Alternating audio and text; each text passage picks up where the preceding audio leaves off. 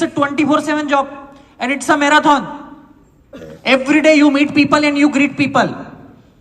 तो ऐसे ही मैंने भी अपनी जिंदगी चालू की, सीखता रहा, बताता रहा, पिताजी के साथ बैठता था, पिताजी के दोस्त आते थे, वो बड़ी बड़ी बातें करते थे, मेरे बिजनेस में ये हो गया, मेरे घर में ये हो गया, मेरी इतनी कुंटल सोयाबीन पकी, इतने गेहूं पके, तो मैं उन कॉन्वर्सेशन का हिस्सा बनने लगा। तो मेरी उम्र के जो लोग बातें करते थे कि वो पिक्चर देखने चले, वो वहां चले, वो सारी चीजें खत्म हुई, तो धीरे धीरे सुपड़ा लग गया। तो अच्छी अच्छी चीजें मेरे पास आ गई, कंकड़ और जो भी बेकार की चीजें थी वो नीचे चले गई। अगर आपने डेली बेसिस पे अपने मित्रों को बदल दिया, अपने विचारों को बदल दिया, अपनी बातों के टॉपिक्स को बदल दिया, तो आपकी जिंदगी की तरक्की का सिक्का वहां से चालू हो जाता है। तो ये धीरे धीरे चालू करने किया, वहीं एजुकेशन ले ली, 11th 12th में कॉमर्स किया, बैचलर ऑफ कॉमर्स पढ़ा, साथ में CFA पढ़ना चालू किया, लेवल 1 भी क्लियर किया। फिर बीकॉम के सेकंड ईयर के बाद घबराहट चालू हो गई। बहुत सारे लोग स्टूडेंट होंगे ना यहाँ पे, कितने लोग स्टूडेंट है, हाथ खड़े करो तो जरा। बहुत सारे लोग हैं यार। तो इनको BCom first year second year तो समझ नहीं आती, पर थर्ड ईयर सेकंड ईयर में पता चलता है जिंदगी में कुछ करना पड़ेगा, पिताजी से कब तक पैसे मांगे, होता है कि नहीं होता है?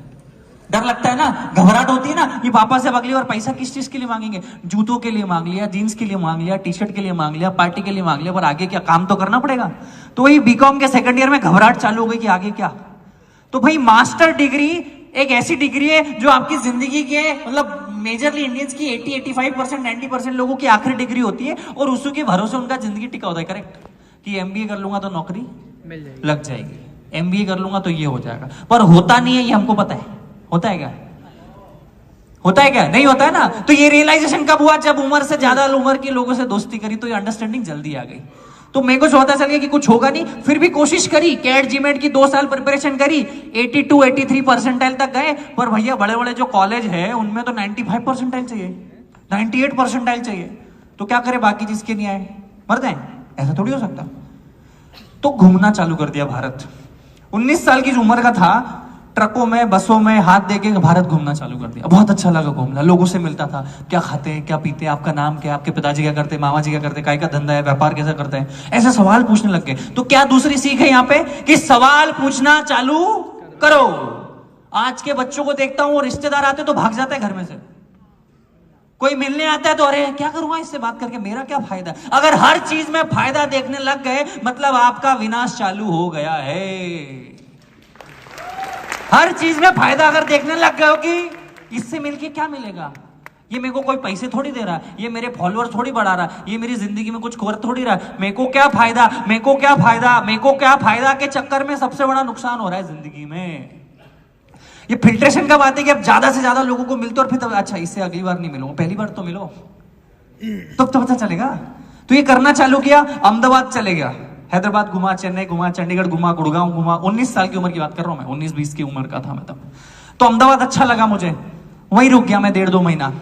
एक फेसबुक पे फ्रेंड बना था, हम तो गांव किसानों में बड़े बड़े, तो वहां पे कोई बड़े उम्र के दोस्त भी नहीं थे, मतलब बड़े पैसे वाले कोई दोस्त भी नहीं थे हमारे गांव में। तो एक फेसबुक पे फ्रेंड बना, तो उससे मैंने उसकी पल्सर गाड़ी ले ली और फिर पूरा अहमदाबाद घुमा 1.5-2 महीने। बहुत मजा आया घूम के। अरे व्यापारिक क्षेत्र है, हम किसान के बेटे हैं, वहां पे व्यापार करते हैं, मेरे जैसे लोग मिले जो कुछ करने वाले स्पिरिट वाले लोग थे।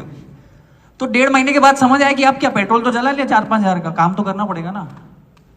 तो मैकडॉनल्ड्स में गया, 4 मैकडॉनल्ड्स में गया, 4 मैकडॉनल्ड्स में गया कि मैं बीकॉम पास हूं, मैं ये करता हूं। तो वो मैनेजर भैया ने नौकरी नहीं दी, उसको ऐसे लगा कि कल को ये प्रमोट हो जाएगा क्योंकि वेल एजुकेटेड और मेरी नौकरी खा जाएगा। तो 5वें मैकडॉनल्ड्स में जाके बोला, सर मैं 10वीं पास हूं, मेरे को नौकरी दे दो। कभी कभी झूठ बोलना भी पड़ता है। तो उनने नौकरी दे दी, 37 रुपए घंटे में वेटर की नौकरी करी 5 महीने मैकडॉनल्ड्स में। क्यों मैकडॉनल्ड्स में करी? एक ही रीजन था कि अमेरिकन क्या करते हैं। जेफ बेजोस ने भी वहां भी नौकरी करी। तो यहाँ पे क्या सीख है, अगर जिंदगी में समझ नहीं आ रहा है कि क्या करे, तो ये समझ लो कि जो जिस आदमी को आप सक्सेसफुल समझते हो ना, उसकी आदतों को कॉपी पेस्ट भी कर लोगे ना, कहीं तो कहीं पहुंच ही जाओगे। अगर जिंदगी में आप कंफ्यूज हो, आपको लग रहा है कि क्या करूं, तो किसी को तो अपना आदर्श मानते होंगे ना, किसी को तो अपना आदर्श मानते होंगे। विवेक सर को मानते होंगे कि मैं सक्सेसफुल मानते होंगे, मानते हो कि नहीं मानते हो? अपने आस पड़ोसी वाले किसी माहेश्वरी अंकल को सक्सेसफुल मानते होंगे ना, किसी जैन अंकल को सक्सेसफुल मानते होंगे ना, किसी शर्मा अंकल को सक्सेसफुल मानते हो ना। वो जैसा खाता है वैसा खाओ आज से, वो जैसे कपड़े पहने वैसे कपड़े पहनो, वो जैसा चले ऐसा चलो, वो जैसा हाथ मिले ऐसा हाथ मिलाओ, वो जिन लोगों से मिले वहां तुम बैठो, अपने आप 90% सक्सेस तुम्हारी आ गई भैया। तुम ऐसे कोई माया जाल में हो कि कोई ऐसी जादू की छड़ी मिले, विवेक सर का 6 घंटे का सेशन ज्वाइन कर ले तो सक्सेसफुल होंगे, तो तुम भैया गलत जगह बैठे हो। समझ देर से आएगी मेरे को लगता है। जिंदगी में कॉपी पेस्ट करना भी चालू करोगे कोई बुरी बात नहीं है। तो यही करता गया, मैकडॉनल्ड्स में नौकरी 4, 4.5, 5 महीने के बाद रियलाइज हुआ कब तक कहीं पहुंचने के लिए कहीं से निकलना पड़ता है, करेक्ट। तो मैंने कहा ठीक है भैया सीख लिए, लोग एक ही जगह अटके रहते हैं, मैंने कहा आप खुद की दुकान चालू करेंगे। तो उस समय अगर मैं होता, आपकी जगह कोई और, मेरी जगह कोई और होता, तो वो पापा से 10-15 लाख रुपए लेता, दुकान डालता। तो मैंने कहा नहीं यार मैं संघर्ष करूंगा। संघर्ष अगर आपको ना मिले ना तो संघर्ष को चुनने चले जाओ। संघर्ष अगर किसी कारणवश आपको नहीं मिला है, आपके माँ बाप ने बहुत मेहनत करके अगर आपको संघर्ष नहीं करने दिया, जो कि आज के माँ बाप का सबसे बड़ा दुख है। आप बहुत सारे लोग यहाँ पे माँ बाप होंगे, आप इसलिए मेहनत करते हो, इसलिए दिन रात संघर्ष करते हो कि आपकी औलाद संघर्ष ना करे। ये अपने आप में बहुत बड़ा संघर्ष है। आप इसलिए मेहनत करते हो कि मेरे बेटे को टेंशन ना हो। आप अपने आपने पंखे में गुजारी जिंदगी और आप उसको ऐसी दे देते हो, तो वो संघर्ष नहीं करता है और आगे जिंदगी में आके उसको बहुत दिक्कतें होती है। तो ये रियलाइजेशन मुझे हो गया। मैंने कहा मैं संघर्ष आया नहीं मुझे मजबूरी में, मैंने संघर्ष चुना है कि मैं ठेला डालूंगा। क्योंकि मैं हमेशा बोलता हूं dream big, dream start small, act now. बहुत बड़ा सोचो, सोचो हाथी खाना है, सोचो हाथी खाना है, बोलो हाथी खाना है, हाथी खाएंगे, हाथी हाथी। अब कैसे खाएंगे? 1000 टुकड़ों में पहले काटेंगे उसको, फाड़ फाड़ फाड़ फाड़ फाड़ फाड़ फाड़ फाड़ फाड़, एक एक टुकड़ा रोज खाएंगे। जल्दी किसको है? जल्दी है क्या? हाथी भी खाना है और जल्दी भी खाना, ये दोनों एक साथ नहीं चलेगा। तो सोचा ड्रीम बिग स्टार्ट स्मॉल, एक ना ठेला चालू कर दिया। खुद ने चाय का ठेला चलाया, खुद ने चाय बेची, खुद ने बर्तन मांजे, सब कुछ खुद किया, संघर्ष किया और 2 साल चाय बनाई। क्योंकि वहां से बहुत सारा सीखने को मिलता है। 8000 रुपए से चालू किया था। क्यों चालू किया था? कि अगर 1-2 बार पहली बार में 10-15 लाख रुपए लगा दोगे ना, कल को नुकसान हुआ ना, तो जिंदगी में कभी व्यापारी नहीं बन पाओगे। सारे दुख झेल जाओगे। और वो पैसे का जो दुख है ना, वो आदमी को कुछ सोचने समझने के लायक ही नहीं छोड़ता है। तो 8000 से चालू किया तो एक तो पॉसिबिलिटी थी कि सब कुछ लूट जाएगा पर पैसे तो नहीं लूटेंगे। और अगली बार पापा से मांगेंगे, एक और 8000 रुपए की किस्त मांग लेंगे, क्या जा रहा है। और अगली बार 10 लाख मांगते तो पापा नहीं मारते, घर से भगा देते। होता है ना बहुत सी बार।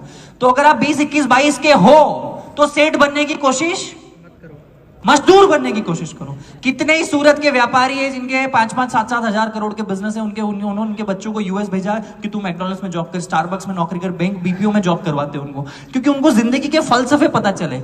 अगर आपको 1 रुपए की वैल्यू नहीं है तो इस बात की क्या गारंटी है आपको 100 रुपए की वैल्यू होगी। अगर आपको 100 रुपए की वैल्यू नहीं तो इस बात की क्या गारंटी कि आपको 1000 की वैल्यू होगी। अगर आपको 1000 रुपए की वैल्यू नहीं तो इस बात की क्या गारंटी कि आपको 1 लाख रुपए की वैल्यू होगी। 1 लाख रुपए की अगर वैल्यू नहीं तो आपको किस बात की गारंटी कि आपको 1 करोड़ की वैल्यू होगी। तो earn that first rupee first. मैंने पहले दिन 5 लोगों को चाय बेची, 150 रुपए का धंधा हुआ। लोग मेरे पास नहीं आ रहे थे, मैं लोगों के पास गया।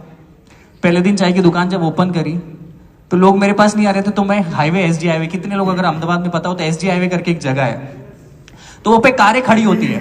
तो लोग मेरे पास नहीं आ रहे थे तो मैं लोगों के पास चले गया और उनकी कार पे नॉक करता, hello my name is Praful Billauri, would you like to taste my tea, I make awesome chai. तो बोले ये वही कौन है अंग्रेजी बोलने चाय वाला, भाई लाओ तुम्हारी चाय। तो ये अलग क्या सीखी, अगर लोग आपके पास नहीं आ रही तो आप लोगों के पास चले जाओ। किसी को तो आना जाना पड़ेगा ना। अगर कोई आपको फॉलो नहीं कर रहा है तो आप उसको फॉलो कर दो, वो आपको फॉलो बैक कर देगा। अगर कोई आपको अपना नंबर नहीं दे रहा है तो आप उसको नंबर दे दो, वो मिस कॉल तो देगा।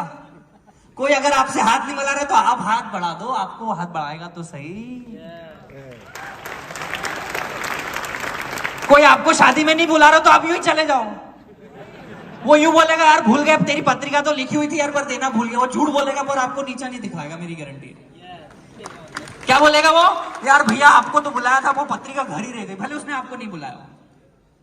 सो ये है कि लोग अगर आपके पास नहीं आ रहे तो आप लोगों के पास चले जाओ। Ego should be zero. कितना? Ego should be zero. And it's most like अगर पीपल आपको अप्रोच नहीं कर रहे तो आप लोगों को अप्रोच करो।